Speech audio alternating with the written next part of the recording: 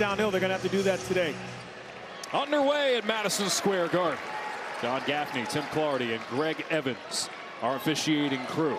And here's Bryce Hopkins coming off arguably his best game as a member of the Red Storm. Dillon Mitchell off the mark. Here's a rebound right off the hop for Ejiofor, and he goes back up. And pressure right off the hop for St. John's. I like that. It's all about speeding up the tempo. I think, though, Creighton is going to have to play a little bit faster in this game today. We saw that. You watched that UConn game that Creighton won. They kept the pace, kept the tempo up. They created it early. They went shot for shot with the Huskies all night on Wednesday. Step back three, Nick Graves coming off that big performance. And they're one and done. The rebound for Ejiofor. And this is the concern right here. How do you get back in transition against the team that continues to just play downhill, make or miss? Creighton just had an outstanding day from the field against UConn. And they lock things down defensively, but this is an off-kilter start. Numbers for the Johnnies. Mitchell, dump-off pass. Sellers, the finish. Right back into the starting lineup, and it's a 6-0 start for St. John. And it's a St. John's team that averages 16 assists a game. They share it. They're not afraid to give that ball up. We've heard the cliche, give up a good one to get a great one. They're one of the best in the country at showing that. And they've been so good in transition lately. Graves guarded by Sellers. Graves pull up, tough shot. Rebound Hopkins. It's a good no call. Hopkins the drive, finishing through the contact, an 8-0 run to be. Ball handlers, and we've seen that already from their forwards. Breaking out, busting out, and getting downhill.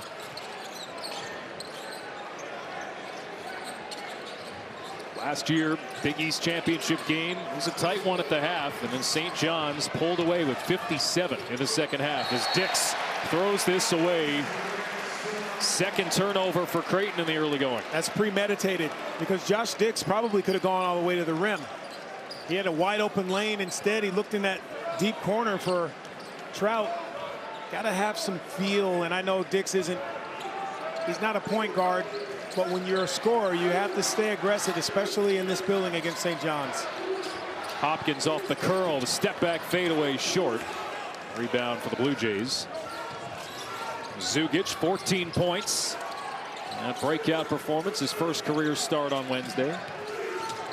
Downhill, it's Dix.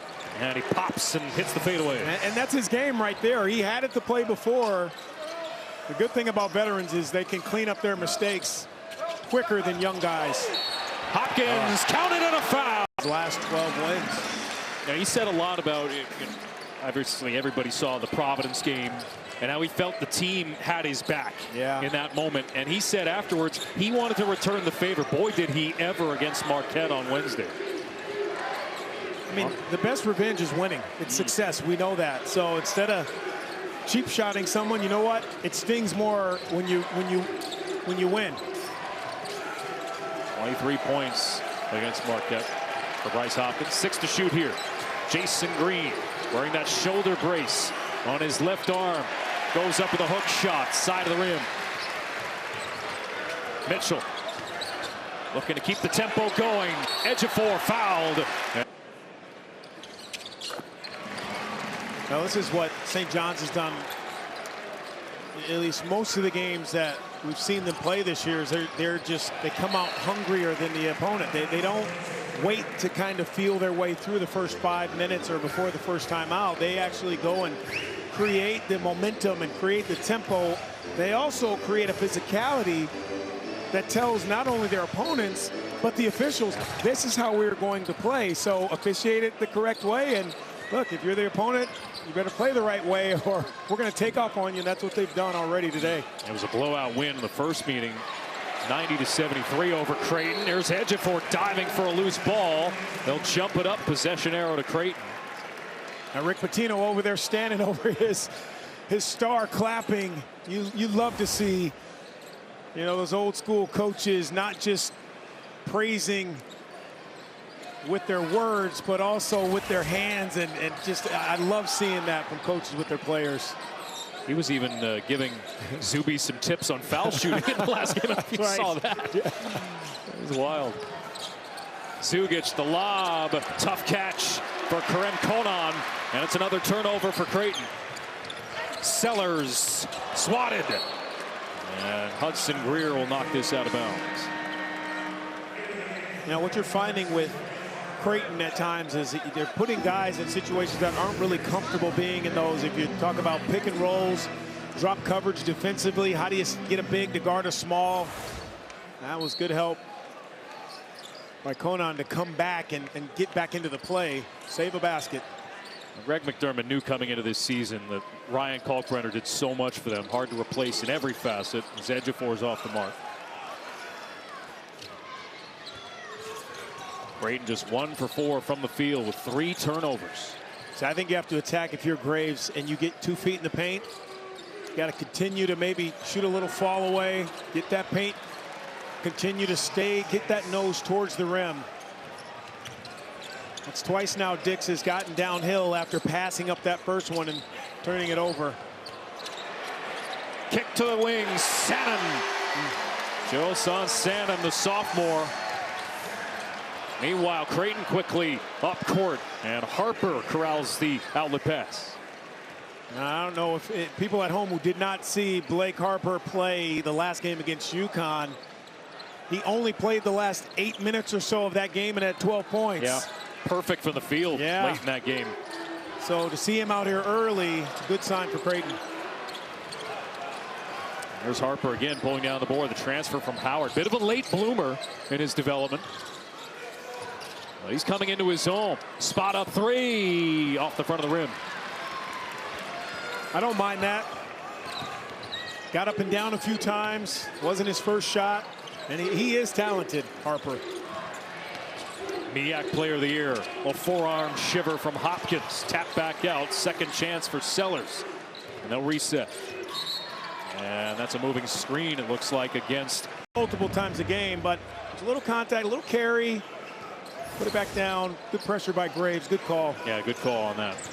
Leotopoulos, who had a big game against Creighton earlier this year. There's Darling with the block. Ball out of bounds. And it goes back to St. John's. This kid is something special, Dillon Darling. A little bit too much of the double clutch. Go straight up. You know, you hang in there. You're not the biggest guy if you're Nick Graves. Sometimes you got to get that body. You only have a split second to get it off. You hang. Now Ruben Prey comes over, and you called it. Dillon Darling has been a stud. Did you see his numbers there the last 3 games? But he is their inspiration. And you could also say he's their glue. He just keeps everyone together, knows his role. This is going to be a foul on Ruben Prey away from the ball. Yeah, Ruben Prey doing a little bit too much. When you have a size advantage down there, instead of putting your hands behind you to hold the little guy, put your hands up. And you have to have trust in your guard to throw it to a place that only you can catch it when you have a smaller guy behind you.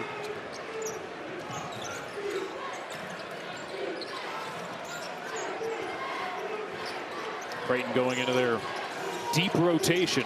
Ty Davis and Owen Freeman. It's popped away, kick ball. Just kind of meander around. You have to force your will against the St. John's team in this building. You're passive. Boy, it's like blood in the water. They are sharks. Dix off the mark from 3. Rebound Leotopoulos, who's turned into a player that they've utilized more and more. Entry pass. Prey, tough catch. And it'll go out of bounds. Nice help by Harper. He was on the ball. He saw the pass float in the air. He backed up. You don't normally see that by guys pressuring the basketball. They turn, they look, and now it's too late. That was really good help by Harper. You talked about it. He's playing catch up. We talked to Greg McDermott before the game. Harper started playing basketball as a senior in high school. Only a sophomore here. No miscommunication. The turnover from Darling. Bounce pass and a foul. That's this past October. That's a long time to be down. And now you change schools, new scenery, great, but your body's still not right. He was a good scorer for Iowa.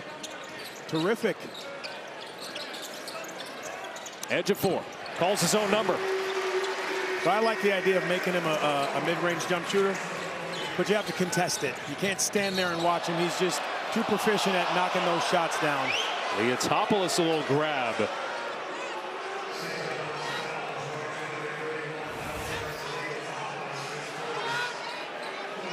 Yeah, I think that's a foul. You know, you're you got your back to him and you reach your arm in. It's a good call.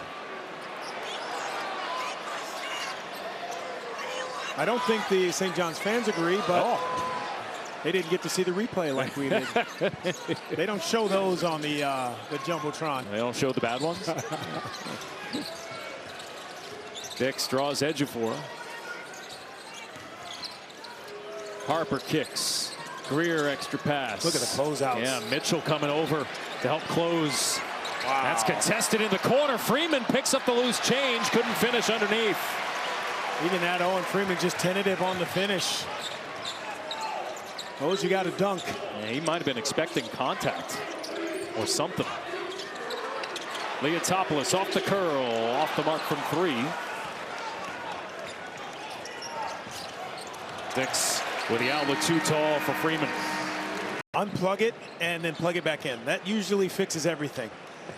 So blow on the cartridge a little. Yeah. But communication has to be better at this end, but also a sense of urgency. You know, sometimes good teams play their opponent's record, and sometimes the teams with a bad record play their own record. You got to believe you're better than you're playing right now if you're Creighton, and they're right now getting dominated in the paint. That's 12 of the 22 points for St. John's in the painted area. Ejiofor already with 8 points and 3 rebounds. Going to be a foul here on the Johnnies. Sellers is tagged with it. Now Josh Dix, you mentioned him in the early going. He had a season high 21 against UConn. He was great in the second half of that game. 13 points, a perfect 3 for 3 from deep, and obviously he's had a challenging season to say the least. Has been well documented. His mom Kelly passed away earlier this month. Years-long battle with cancer, and boy, it's been tough on the entire team at times. I think they're all going through grief collectively. Yeah, I had a long talk with him before the game. Gave him a big hug. I don't know him from Adam, but just kind of told him that everyone is thinking about him, and this is, you know, this 2 hours can be some therapy for you. Yep. Beautiful. Harper's tough. I mean, he really is. He's raw. We talked about he's only been playing organized basketball for a couple of seasons, and look, he played at Hampton last year. Was a big-time scorer, great player, but now you come to a bigger conference, a bigger program that has higher expectations than anything you've ever experienced before. So the entire year has been a learning process for Harper. There's Harper again being called for a foul. Yeah, one thing he does know how to do is score the ball. I love the clear out, sees the help, fake help there from Darling, and he continues to go at Sellers, who's a little bit smaller. I think a steady diet of that. Jason Green as well, when they have smaller players on them, just to see how St. John's plays that, where the double may come or where the help or the stunt, as we call it, it's a fake and get back to yours, may come from. Darling initiated the contact with Green, then threw it away. So a little bit of a lull here if you think about what's happening on St. John's side. This is a great time for Creighton to now, you gotta fight through what you've gotten to this point. You got 6 turnovers, 5 made field goals. Be a little bit more sharp and try to cut into this lead while St. John's has slowed down a bit. This is the top volume 3-point shooting team in the league, and they've yet to hit one this afternoon. Averaging more than 10 per game from deep. Trying to go to the low post here, and Freeman kicks it out. Zugic, that's a 3. That's a big one. Woo. It's good to see that go down. Not just for Zugic, but for the entire team. Knowing that the lid is off a little bit. Sannon. And he's unable to get the roll. Now Creighton looking to ratchet up the tempo a little. Zugic off the crossover. Leotopoulos guarding him. Wild take, and it hit the top of the backboard and the shot clock, and it wound up being called out of bounds. Back to St. John's. I do like that, though. Zugic trying to attack. It's going the other way, but now you have an opportunity to get back, get your defense set up. We've seen them before, jump in the air, throw it, and now it's a pick 6 the other way. At least you're attacking one, and you get to get back here and get set up. Well, against the Huskies earlier this week, it was the lockdown defense late in the game that was the difference. I know they're going shot for shot early, but UConn struggled from the floor late in that game. Yeah, they just knew who to attack, whose feet to attack defensively. Creighton did a nice job. Speaking of, as they go right at Sanum. Zugic, a touch pass to the corner. That's unfortunate. Unforced error with Harper stepping out. It happens a lot, especially with younger players, because when they catch it, their pivot foot is down, but their push-off foot always goes behind them, where you'll know when you get to that next level, that pivot foot works as your push-off, so you're going forward and not stepping back first. 6 turnovers now for Creighton. Sanum on the take. Easy. Just too easy. No help, no resistance on the curl. There's got to be someone stepping in, and you got to continue to trail hard. Rick Pitino said he wanted to give him that spot start to help engage his confidence a bit. Seems to have responded well. Zugic lines it up and knocks it down. It's a couple of threes. Now, usually those mental breakdowns happen when there's not great communication. You know, if you're talking, constantly talking, guys know where they're supposed to be. When you don't know if you're supposed to switch out, stay with yours. They got to just clean that up a little bit on defense compared to the last 3 or 4 minutes of St. John's. Zone here for Creighton showing, and they cause a turnover. It's going to be a foul on Ejiofor here as he falls over top of Green. It's just a tough angle. You know, you have someone, Alex, on the wing. Zuby's so big, his chest is facing the sideline. So you know what? Let's throw it to the wing, and now we can enter it that way. When you try to swing around, and I know what the call was out of the timeout there, get it to Zuby, but it's got to be more efficient with your passing, especially when you have a guy who can really get it done down there. There's Darling, who strips it from Graves. Ejiofor!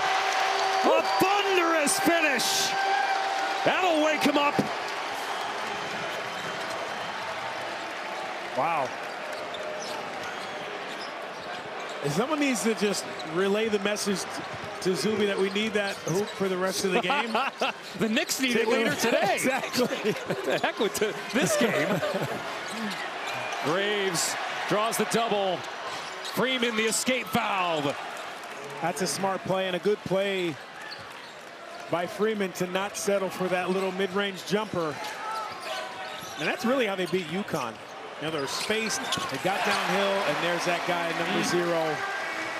Again, he just kind of comes up with the big plays when they need it, whether it's, we saw the play before, diving on the floor, creating a turnover. Little jump shot there.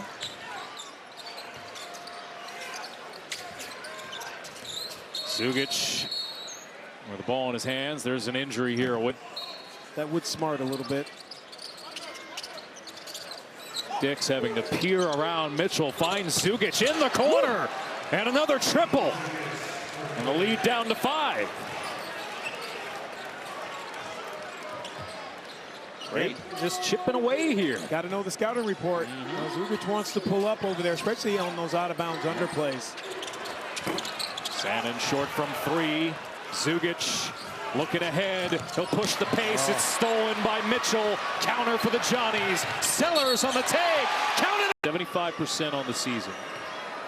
They are dead last in the Big East in free throw attempts as Davis splits the pair. Now they got there 32 times against UConn. Yeah. Made 27 of them. That was a huge difference maker in that game. It's a season high by far, those 32 trips. The previous high was 25. Hopkins off the hezzy, and he hits the mid-range jumper. That is Hopkinsville. That elbow, you can just call that Hopkinsville. He gets there, it is pretty high percentage of those are going down for Bryce.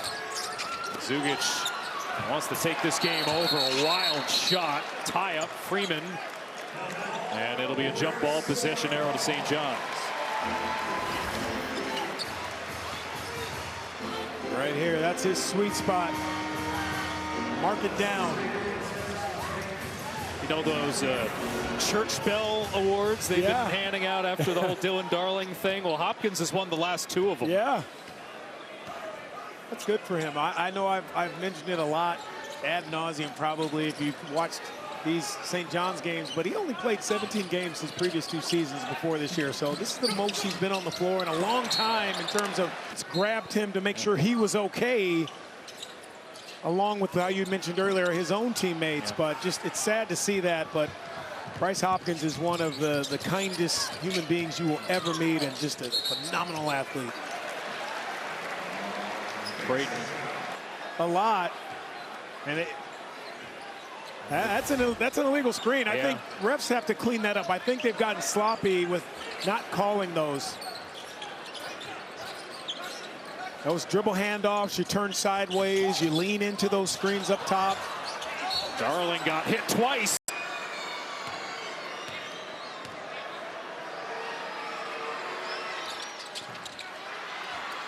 Free throw rattles out.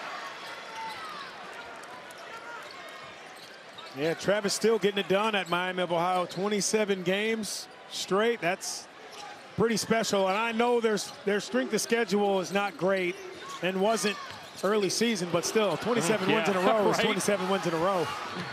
Davis with Darling coming back to defend and to break up. Work on that lateral movement, Greg.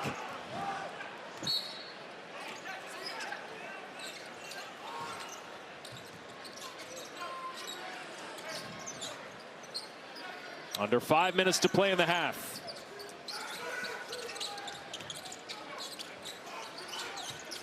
Creighton just trying to stay within touching distance here. Greer for Freeman. Trying to back down his man and Hopkins. And a jump hook finish. I think they may have found something, Creighton. If you can keep guys spaced, they're not going to double down there. It's going to be one-on-one. If you can get Freeman in a good spot, give him some room, let him go to work in that paint. Darling for Mitchell, slicing down the lane. Lays it in with a left. I mean, he plays with an NBA type efficiency. He's got length, he's got all the attributes that you can't teach. Dillon Mitchell, I mean, he is an NBA player, without a doubt. Popped around, and Leotopoulos saves it. Mitchell, who didn't attempt a single shot against Marquette. He finds Ejiofor. Alex, for them to get up to a, probably not a 2, 3 possibly if you win out. That's winning the regular season. That's winning the Big East tournament. But you're going to have to do a lot to move up 1 or 2 clicks. And where this comes into play, you're talking about a 5 seed. You're talking about... Ooh, you don't want that. No, because you're talking about some good at-large teams. Or a mid-major that wins their conference and is pretty good. Hey, that's danger zone in the tournament.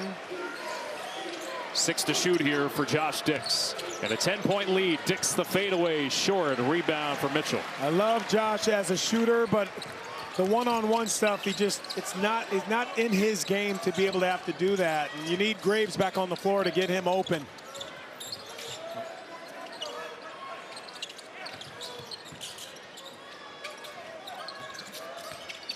There's Darling. Darling pops from mid-range.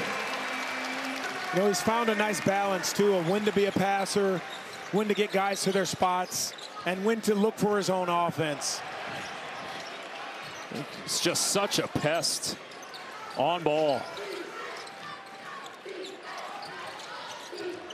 Freeman, the curl, the step through, the block from Ejiofor. And an outlet that's just in front of Hopkins.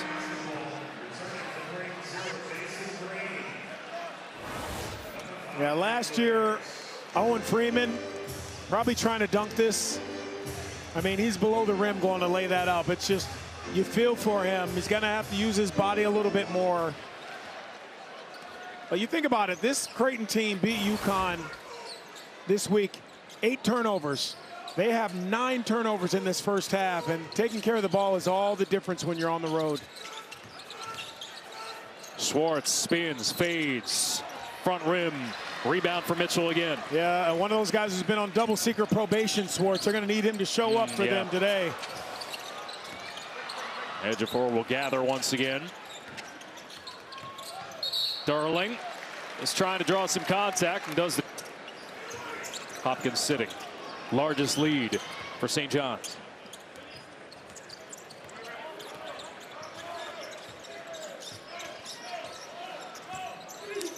Graves to bring it up. See if Creighton can chip away here late in the half. And another shot off the mark. Creighton 0 for their last 5 from the field. That's just a tough one. As soon as you come in, went out with a little ding, and you come in and shoot a deep one. That was an NBA 3 by Graves.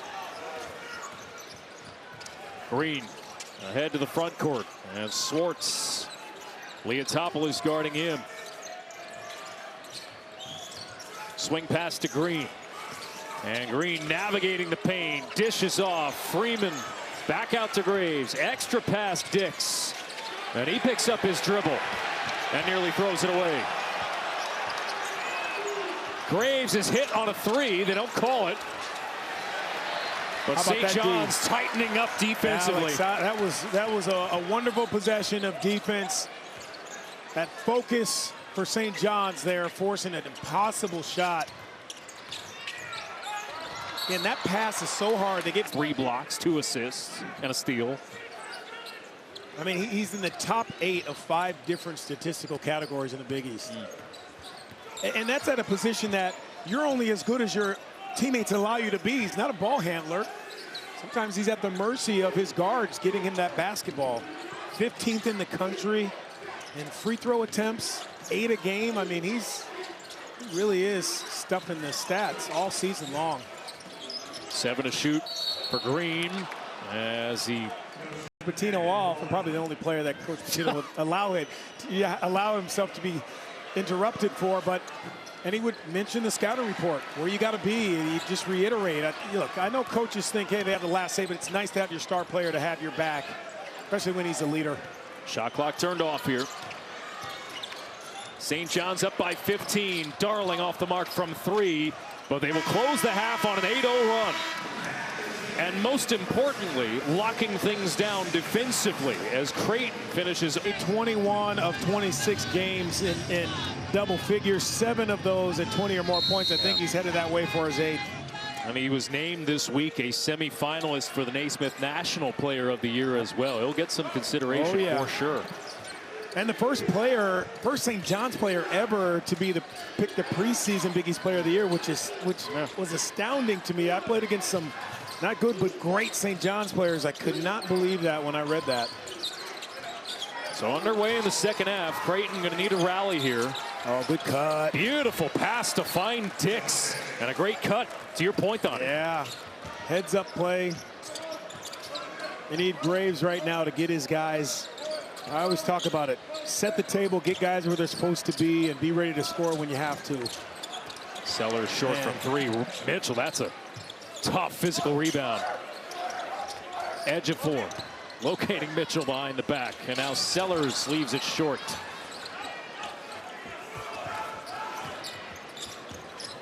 Zugic leading the way for Creighton with 9 points, all of them from 3.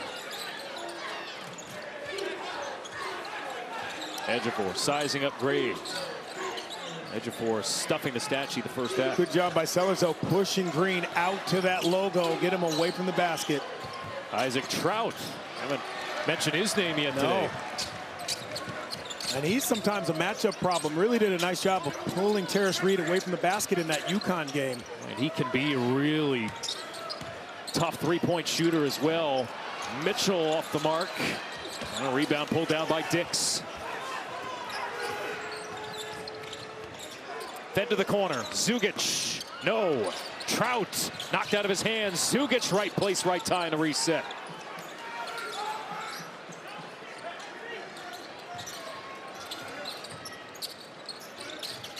Dix dealing with Hopkins.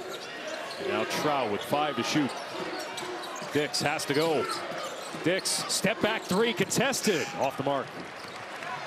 Just not comfortable there, especially when you have that outstretched hand of Bryce Hopkins, who's so athletic. Good late challenge. Look out, Mitchell left alone, misfires.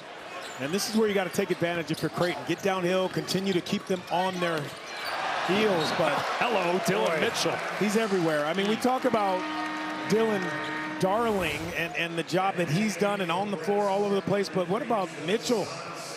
Both ends, keeping the ball alive, chasing it back. Good setup there by Darling. Blocked by Mitchell. And Nick Graves has played with a grimace on his face the entire game, whether he's banged up. It is that time of year. We've seen that. We've seen it around the country. Guys getting hurt. Just one of those things you almost have to get a little lucky to be healthy this time of year. He had a season high 36 minutes against UConn on Wednesday, but he has yet to hit from the floor as Darling is knocked off his feet but gets called for the foul, his second. Creighton three-point shooting has just not been there yet today. No, 35% on the year. Just the looks have not been open. The turnovers have really hurt them, though. That's their 10th of the game. And only 11 field goals made. That's just not a good balance. Keep in mind they had 8 the entire game against UConn. Graves, that's his first make of the afternoon. And it trims the deficit back to 10. And it's a small thing.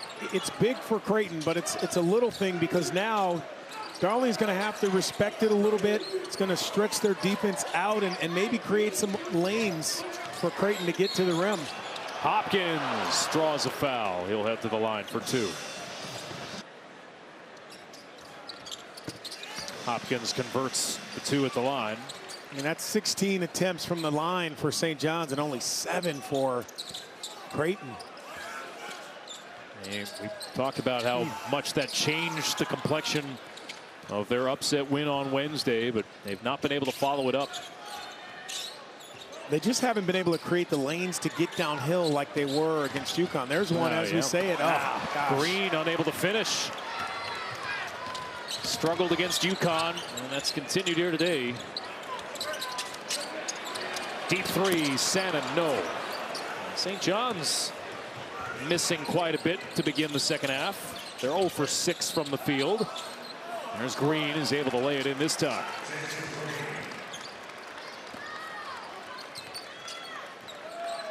St. John's up 10, and they are 1 of 8 from three-point range. We've seen them in the past win games without being a great three-point shooting team. But they're different this year. They have some guys who can knock it down. Just haven't seen it today. Sannon from mid-range. Three-point shooting was a big part of their story when they lost in the tournament to Arkansas last year. Just 2 for 22 in that game. But to your point, they've got 4 players on the roster shooting 35% or better from 3.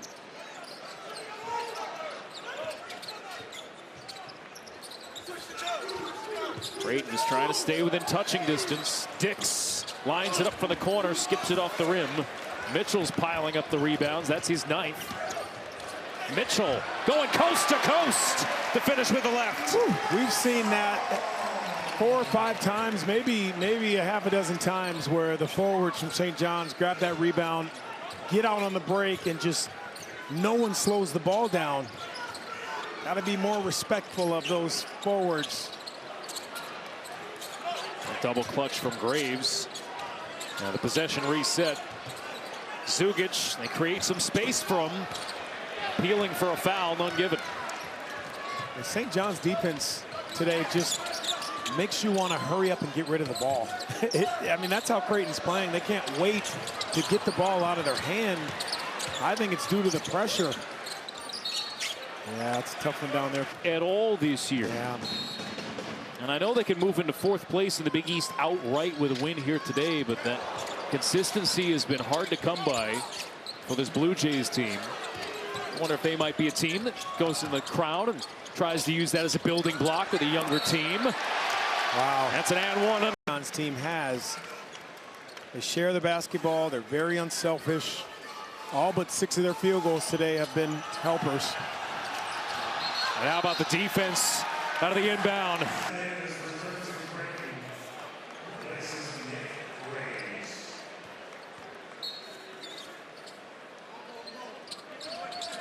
Well, the one demand from Rick Pitino, game in, game out, just be tough to play against defensively.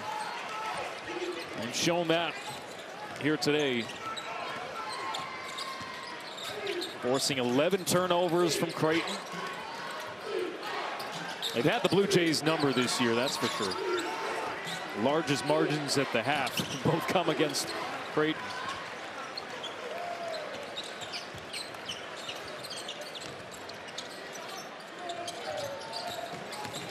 Sandin probing, bounce pass, edge of four, goes up strong. I mean, you add power, toughness, speed to a team like St. John's, and then throw in there the offensive sets that they're able to run in the half court. It's really what's catapulted them really to the position they're in this year. And they've got a veteran, couple of them. In the TV timeouts, those 4-minute wars is what we call it. Try to win that 4-minute battle and chip away. And how you do that is, look, you put plays together, get a defensive stop, get a bucket at that end, and come down here and get another stop. Darling, line drive release. Hits the front of the rim. On-ball defense here from Hopkins. Trying to get the switch. Harper driving against Mitchell. Goes off the glass. No. Tap back out. Numbers for the Johnnies. And a little out of control from Darling, but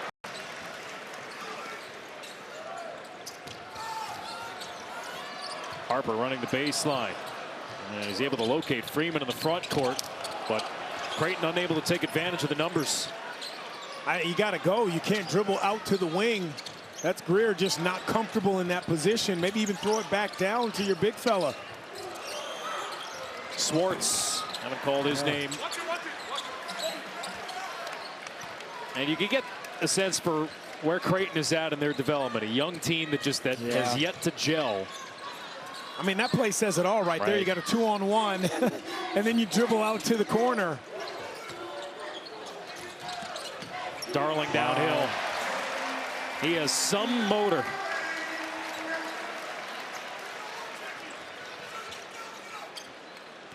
But that's the next step for a Creighton team that looks like they're going to miss out on a 20-win season and an NCAA tournament bid. They've gone to the tournament 5 years in a row. Popped away from Davis. Numbers for St. John's on a 3-on-1. Hopkins with a soft finish. You know what I like about that play? You got a big lead, and Mitchell doesn't throw an alley-oop. You know, and when you bop around and you go to, you go overseas and then come back to a small school, you know you still have the passion and the love, and sometimes you got to get yourself recentered. Well, tell you what, Rick Pitino and this St. John's team are squarely in the middle. They know exactly who they are because of that man. And it's where they should be. You're in the Mecca. York is the city of gods, as they say, and they have shown that since he's been back, and especially this season, going for their 13th in a row. Darling fouled. Actually, no, they're just going to call this out of bounds. All ball from Swartz. I look around the stands, too, and I know today is a special occurrence because they're got this Johnny's Day initiative going around. Tons of red in the stands. We've seen a couple people wearing the Lou Carnesecca type sweaters, which is kind of fun to see. But they've so invigorated the fan base here, and winning does that, no doubt. But the way that they've gone about their business has really re-energized this proud fan base. You know what you get too from them? No entitlement. I mean, it just feels like New York in this building. You know, you walk outside. I always get to the city a little bit early. I got my Creighton in their hopes of building on their upset over UConn on Wednesday. It's fallen flat. 21-point lead for the Johnnies. And now just to slow the bleeding a little bit, they go to a zone 1-3-1. Darling can't slow him down. You know, sometimes when you talked about it earlier, having a new team, a young team, they think you get in that zone, it's a time to rest. I think you got to work even harder. Your work rate has to be higher in the zone. Another steal from Darling, another run out for the Johnnies. Mitchell caught at the rim.